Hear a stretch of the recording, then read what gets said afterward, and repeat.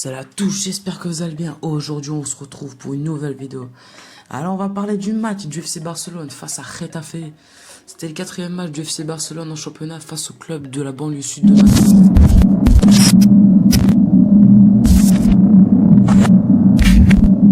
Tout d'abord, la vidéo sera répartie en 2 points. Comme ça, la vidéo sera beaucoup mieux à voir et plaisant à regarder.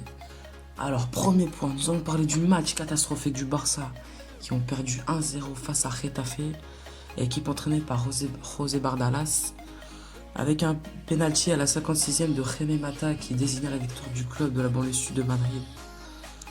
Tout d'abord, nous allons analyser la compo qui a été utilisée pour ce match. Alors, Neto a été encore une fois titulaire. Marc-André ter Stegen est encore disponible pour ce match. Il sera sûrement disponible pour le Classico. On a encore pour une semaine. Neto a fait un très bon match, a fait de bonnes sorties malgré qu'il a concédé un penalty provoqué par Frenkie de Jong. Pour les latéraux, Dest a été à gauche car Jordi Alba est blessé et Junior Firpo qui revient de blessure est encore trop juste pour être titulaire. Donc Dest a été placé à gauche. À droite, Sergio Roberto a été titulaire. Il a fait un très mauvais match comme d'habitude. Espérons que Jordi Alba revient vite pour que Dest revienne à droite. Et là, ça sera vraiment parfait pour les latéraux.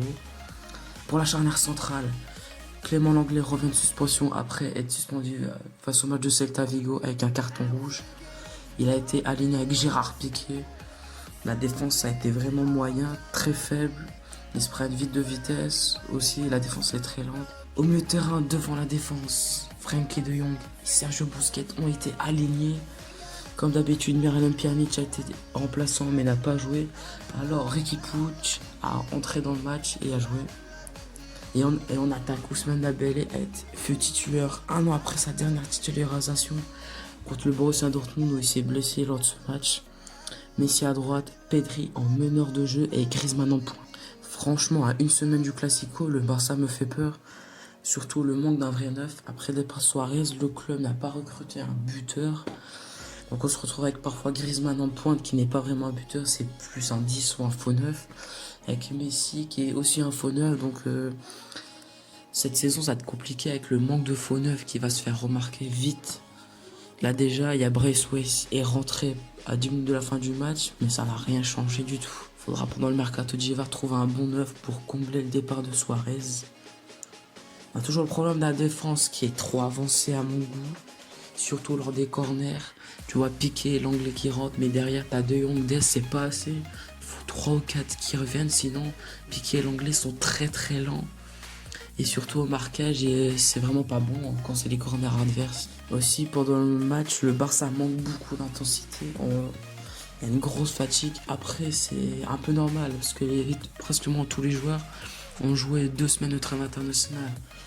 Donc c'était un peu trop juste de les faire venir titulaires. Mais après, ça manque vitement de vitesse et d'intensité. Encore une fois, Antoine Griezmann, avec l'équipe de France, il est très bon. Il a marqué 1 ou 2 fois. Mais avec le Barça, il n'est pas bon du tout. Malgré qu'il a été placé en pointe et qu'il a failli marquer, mais devant le but, il était devant le but, il a tiré un 5 mètres. Je sais pas, tu fais un petit tir et il a fait un grand bourrin, c'est pas logique. Je ne sais pas pourquoi Griezmann est comme ça. Peut-être un problème en interne, un manque de confiance, une baisse de niveau. Personne ne le sait.